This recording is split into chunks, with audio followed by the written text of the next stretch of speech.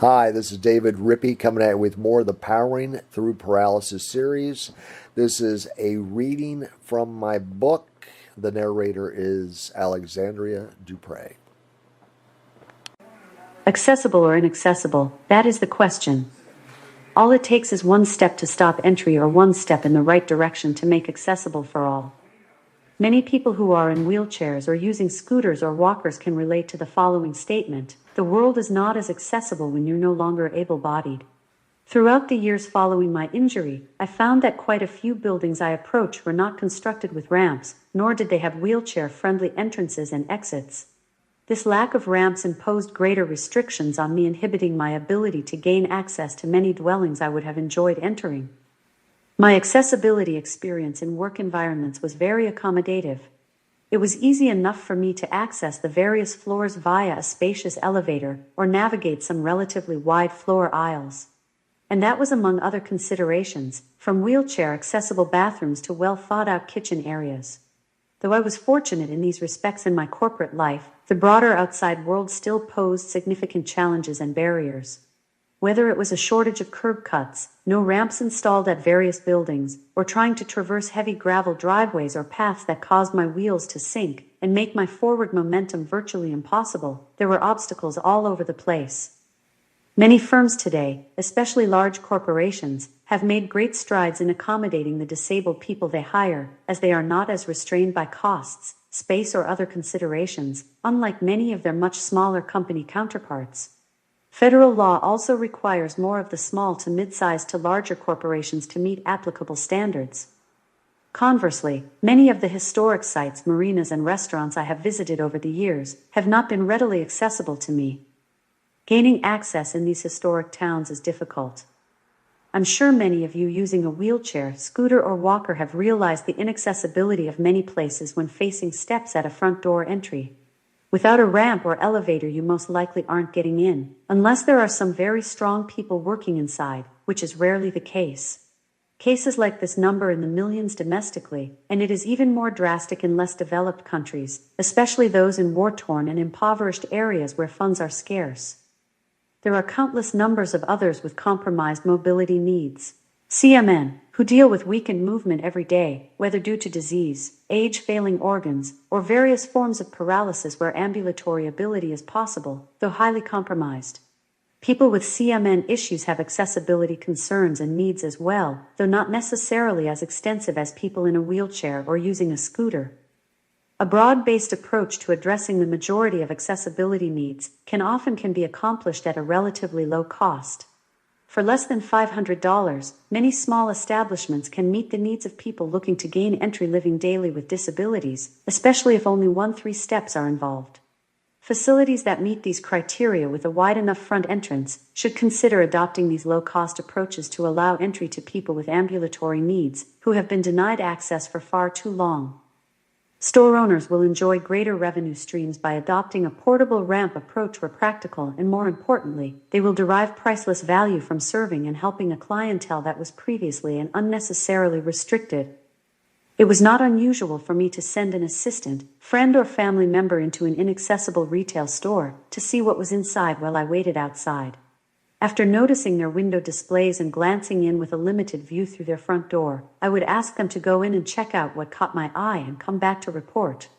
Occasionally, they would take quick pictures or videos on their phone if the item were too big to carry out for me to view. If they brought the item out, I would look it over while sitting on the sidewalk. On one occasion, my sister and I were outside an inaccessible crystal and rock store, admiring various minerals the store owner brought outside to share. Some he had just acquired from around the world. Multiple crystals shined in their respective slots, from quartz to amethyst, fluorite to tourmaline, among many others. The store owner would set the trays on the sidewalk, while he held up one tray for me to view. All of a sudden, it started to unexpectedly rain. Though I had an umbrella, high-moving winds pushed it sideways, minimizing its effectiveness. The only means available for me to get out of the storm required going back to my van, waiting for the lift to unfold, getting aboard, raising the lift, and shutting the doors afterward.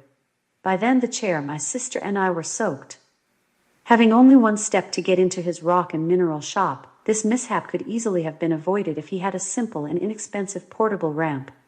My sister and I could have viewed rocks inside his store, as opposed to having him carry them out, and ducked the storm like any ambulatory patron waiting inside till it fizzled out. I shared with the owner the opportunity he had to provide access to the disabled on a subsequent visit. After sharing my suggestions for entry, he immediately realized how simple his situation was to remedy. Now he can provide accessibility for the vast majority of his patrons, and he confided to me that his rock sales have picked up as a result. Most of the time when I was presented with inaccessible stores, I would just wheel by in my motorized chair looking for merchants with wider doorways, less crowded front entrances, and hopefully a ramp if one was needed to gain entry. This situation is very common in small, historic towns. These wonderful cities see their populations rise significantly during the holidays and summer months, when tourism is at a peak, bringing its share of visitors, some with ambulatory needs. Many retail stores with inaccessible entrances. When exploring these small old towns, if the merchant was accessible to me, and his wares mirrored something I needed or wanted to see, often I would go inside and look around. I would explore their offerings, talk to employees and the owner if present. If interested enough, I would make a purchase. Over time and subsequent visits to the same locale, I would return to many of these accessible merchants, catch up, develop deeper relationships and peruse any new items they may have for sale. My continued customer loyalty and the friendships that developed over the years meant additional revenues for them, forged by having an accessible store. The ramp and wider doorways also meant others with ambulatory difficulties could gain entry, contributing to the inventory disappearing off their shelves faster than what would otherwise have been the case. 1 out of 5 people in America today have some form of disability, and the need for greater accessibility is more critical than ever. Currently, on average, 10,000 people in America are turning 65 every day over the next 16 years. The baby boomers, born between 1946 to 1964, worked hard, saved, and as a result, represent the demographic that controls the most wealth in our country today.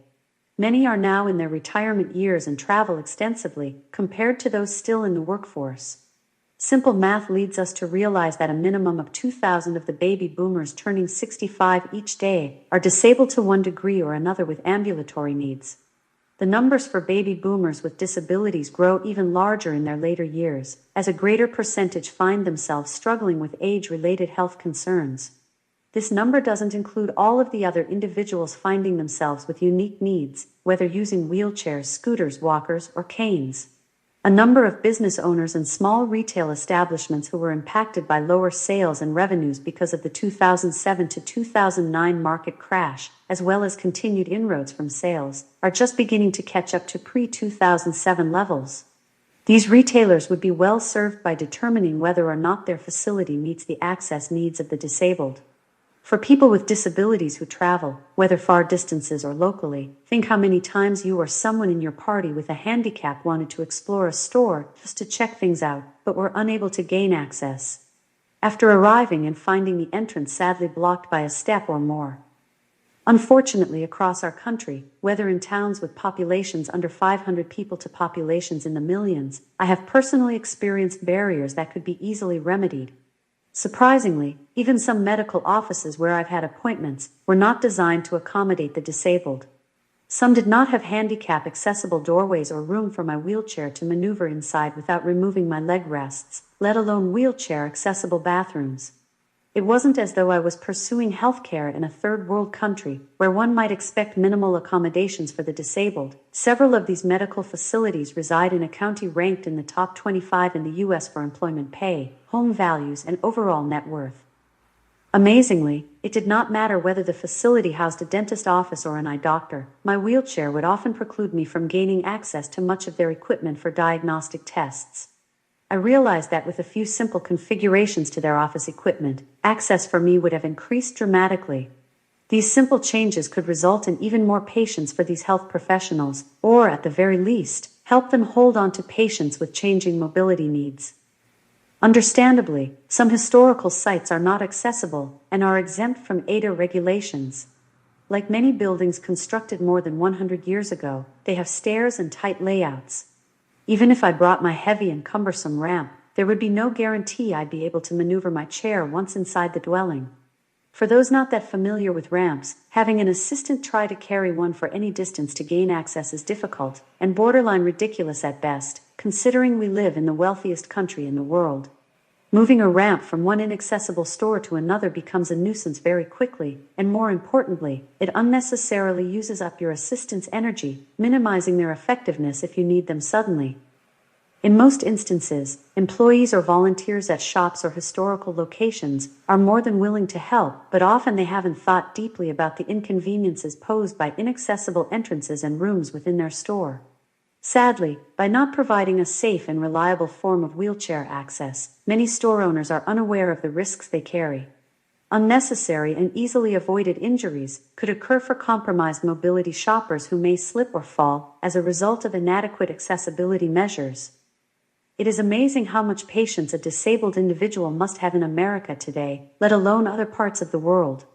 Though the Americans with Disabilities Act (ADA), established in 1993, initiated progress regarding accessibility issues, the rules of the Act have prohibited many from undertaking handicap accessibility in their buildings due to the cost and requirements.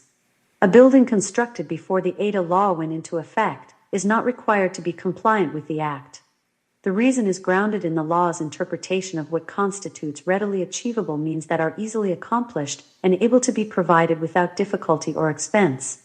There are costs associated with accessibility, and from the smaller retail outlet to the larger merchant, most are unfamiliar with how low those costs can actually be. The law unfortunately doesn't encourage making a building accessibility compliant, and many owners with pre-1993 buildings just breathe a sigh of relief that they are not impacted by yet another law or regulation. This is not to say store owners would rather see a frustrated and maybe a little annoyed disabled person sitting outside who wants in and create a more accessible space. Public buildings constructed after 1993 are required to have 50% of their entrances be accessible. For a small shop owner, that usually means only the front door, as there is usually only one other exit out the back. Sadly, the law generally does not require accessibility much beyond the front door, and the insides of many shops remain difficult to access. The ADA was a step in the right direction, but even with all its good intentions, the law has fallen short, particularly in the case of thousands of small retail outlets and merchants across the country, where entry is near impossible if you're mobility impaired. Forced to wait outside if the location is inaccessible, hundreds of thousands of disabled people in this country and across the world find themselves stuck outside looking in, hoping to gain entry just like any non-disabled person. It is not surprising to encounter 5 or 6 retail outlets or restaurants in a row that do not offer accessible entrances. Small sidewalks and narrow doorways are the hallmarks of these historic places.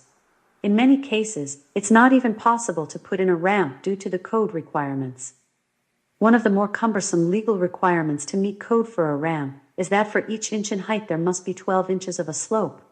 For example, one 6-inch high step would need a 6-foot-long ramp to meet code requirements. These requirements make it virtually impossible for many older establishments with steps to install a fixed ramp, especially in these historic towns and older downtown areas in mid to large cities.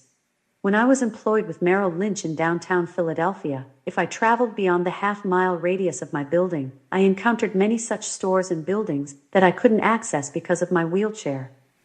Many sidewalks in these historic towns are narrower than their contemporary counterparts. These dated sidewalks may only be 6 to 10 feet in width, fronting these old and beautiful buildings. Another example of inaccessible doorways. Since ramp requirements for a ratio of 1 foot in length for every inch in height are virtually impossible, it's rarely an option for businesses to install one. For example, if there are 3 steps, each 6 inches in height, code requires that an 18-foot ramp be installed. In many places this is impossible, as an 18-foot ramp would go all the way out to the street. One simple alternative for a store owner with only a few steps is to spend a few $100s to purchase or design a temporary ramp. For an entrance with 1 to 3 steps, a 4 to 8 foot long ramp could provide access to a disabled person. A removable ramp can be easily stored away and pulled out when needed. Simply by placing a removable ramp inside the front of their facility and retrieving it when needed, a store owner can increase both their accessibility and revenue with little effort, doing the right thing for hundreds of potential patrons who otherwise couldn't get in. By adding a small sign in the front window, stores can create public awareness that they had worked to accommodate the disabled and direct people to inquire within for help with access. In the case of removable ramps, always make sure there is plenty of assistance available to hold the ramp in place and to help you maneuver your chair or scooter up or down. If I stopped at a store with only one person working, I wouldn't hesitate to ask a few sturdy people walking by for their help. Invariably, they would come to my aid, and I explained the best way to safely get me up the ramp and inside. These cheap and easy measures can lead to not only a greater client base, but also attract others with mobility issues to establishments. The store owner is spared the high cost and difficulty associated with putting in a permanent fixture, and this temporary solution will invariably pay for itself many times over. Plus, you may even set an example for other store owners who would like to offer accessibility as well. Consider the millions of people across the globe with mobility challenges and how many retailers are inaccessible to them. Think about the sales these small brick-and-mortar stores, many of whom rely on tourists, lose by not being accessible. I'm certain that potential revenue loss due to inaccessibility across this country is in the multiple millions, if not billions of dollars. Though it doesn't have to be expensive, it's important that a ramp is well designed. Unless people have a wheelchair or scooter or know someone who does, they're often unaware of the dangers posed by a poorly constructed ramp, or worse, a non-ramp doorway. In some cases, a ramp that is badly designed or placed can be as hazardous as not having one.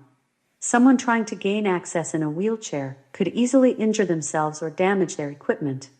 After years of traveling or managing financial assets for clients who also have disabilities, I can readily attest to the many shortcomings involving accessibility across our country.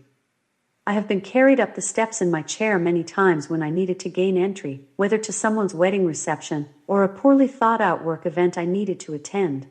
Occasionally, people in charge of various group activities were not fully cognizant of my needs, despite my daily presence in the office in my wheelchair. My large electric wheelchair weighs 425 pounds with me on board, as the chair alone is 250 pounds, and not designed to be carried. Even carrying someone lighter than me in a chair up multiple steps can strain the most stalwart of helpers. It is encouraging to see more outside elevators going in, especially where ramp usage is impossible, though the progress is slow, as the expense is notable. It's amazing to me how often I've left restaurants with very small porches and steps leading to the pavement, and had to contend with navigating to a ramp position to the left or right of the doorway. Utilizing a sip and puff control system, strapped into a 250 pounds chair, you can imagine the aftermath if my chair's electronic responses were a little off, and the front wheels drifted off this small porch and onto the steps below. Putting a bit more thought into the placement of fixed ramps could mitigate many potential liabilities for accidents that could arise because of short-sightedness. Having fixed access ramps directly in front of exit doors helps to avoid catastrophes like the tragic possibility of a wheelchair or scoot falling down steps and resulting in someone falling out or hitting their head. These are just some of the countless situations I, and others with disabilities, have encountered numerous times. At one of the oldest tourist railroads still running in the country today, I took the initiative to reach out, presenting ideas and sketches to the station master on how to make the train cars more accessible. For even an ambulatory passenger to reach the first step on this train, it required the person to scale 18 inches from the ground. Picture shows how difficult it is to board the first step of the train. It wasn't unusual to see quite a few visitors arrive at the train depot with scooters, walkers, and wheelchairs, even some with oxygen tanks. Most would just sit by the tracks, and even if they wanted to ride, few would attempt to board. This was because access to the train required placing their scooter or wheelchair on a rickety, hand-cranked aluminum lift. Then they would have to be raised 4 feet in the air to gain access to the last car. I enjoy trains, but after using this lift several times to board, I knew it was too precarious to use, and something had to be done. Hand-cranked lift I had to use to board the train. I shared some of my ideas with the train managers about their rickety lifts and the possibility that severe injury could result if they continued in operation. I explained there were reasonable costs involved to provide a safer boarding experience for all. By spending several $1,000s for materials and utilizing locally donated help to build, this larger and safer portable ramp will eventually be realized. Replacing the slight dangerous aluminum lift would not only save time for boarding passengers, it would also allow greater enjoyment for passengers with health and ambulatory disabilities who are currently forced to watch the train depart. A new platform would change that equation to one where the ramp could now accommodate everybody. The additional passengers accompanying those with disabilities, whether caretakers, family, or friends, would add significantly to the train's revenue stream and attract new business into this virtually untapped market. The ramp would pay for itself in a very short period, capturing those disabled train viewers now able to board as passengers. The management team was on board with my ideas, though as it stands at this time, the boarding situation for the disabled has not changed. I hope to help them complete this project soon. Reaching out to the station master is just one example of what a person living with a disability can do to not only improve your access, but also make things easier and safer for the hundreds visiting there after you. Whether you'd like to visit a train, amusement park, historic town, or other outdoor place, you can help store owners, city managers, and others who are not as cognizant about accessibility recognize their facility's shortcomings and how they can be fixed. When looking at a potentially dangerous or inaccessible situation, all of our individual contributions, ideas, and thoughts can help many others and foster a safer, more accessible world. As our population continues to age, we will invariably see more sad situations in public, such as someone who is disabled having a difficult time getting around in their chair, or their helpers struggling to help them. For example, how often have you seen a frail, older man pushing his equally delicate wife up what is obviously a slippery and steep incline? How often have you seen a mother trying to push her young, disabled child's chair while burdened with grocery bags and other necessities? Or perhaps you've seen a wife pushing her husband, or a son or daughter pushing his or her father, who's been disabled by an accident, war, illness, or disease. The reasons behind non-ambulatory disabilities are many more than we could ever possibly count. Perhaps while out traveling, a ramp that is poorly maintained is being faced by a disabled person and their helper. Maybe it is icy, wet, or not well kept. There were good intentions early on when the ramp was first installed, but time wear and a lack of proper maintenance made it very dangerous. I have read that there are roughly 1.6 million people in America today who use wheelchairs or rely on scooters, and an additional 6.5 million people use a cane walker or crutches every day to get around. And those numbers are growing. That is quite a lot of people, over 8 million in our country alone, with a serious getting around deficit. Think how many more citizens entering their twilight years will have to rely on their significant other or their children for help. Burgeoning healthcare costs and the expense associated with hiring assistants means people often feel they have no choice but to help loved ones by themselves, even when they're totally inexperienced. Sometimes performing these tasks even while coping with their own suffering, disability, or frailties. How many people in their 80s and beyond, who often deal with weakened muscles and bones, face a daily potential catastrophe due to a poorly tended ramp or curb cutout? If one spouse is pushing a husband or wife's chair and falls and breaks a hip or hurts, who will care for the pair of them? As you read this, consider these issues if you're running an establishment that doesn't meet the needs of people with disabilities. For those of you like me in a wheelchair, consider what helpful, experienced advice and ideas you can bring to those establishments that are not accessible or are poorly maintained. If you've been compromised physically for some time, or help someone who is, you have quite a lot to offer in the way of ideas and unconsidered possibilities for store owners. See what you can do locally, not only for yourself, but also for the many others who are silently gliding or shuffling to the destination that you could help remedy with your insights. You might ultimately make a huge difference in the lives of the disabled, whether the young or elderly, who want and need safe access. Some of us can't step up, but many of us can speak up or have representatives who can speak up on our behalf, perhaps leading to positive change. Whenever the opportunity arises, consider reaching out and helping people who struggle daily in your community. Your efforts, though seemingly small in some cases, can go a long ways in helping make the day and lives of those you touched brighter, safer, and easier. Someone once said, "Kindness and good deeds are contagious, pay it forward." Your actions and example may propel others to do the same. It might only be a few minutes of your time, but these simple acts go a long way. Throughout my time, I've been fortunate to have countless people, young and old, grab and hold the door for me while out in public. Sometimes these helpers even beat my accompanying assistants, friends, or family to the entrance. It's heartwarming indeed, and I have noticed through the years that many more are stepping up and helping others in need where they can. Good intentions are contagious, natural, and have minimal side effects. Help spread them around.